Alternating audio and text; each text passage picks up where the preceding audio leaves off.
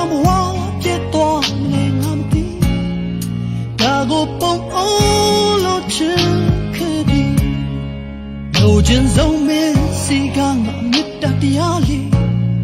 အပူစုကလေးတောင်းမအောင်ဆိုသစ္စာရှိပါမေခွဲပြလို့ရရင်ဒီရဲ့အနက်ရှိုင်းဆုံးခွဲပြငါဟာမင်းတို့အသက်ရှင်နေထိုင်ဖြစ်တည်တဲ့ဘဝ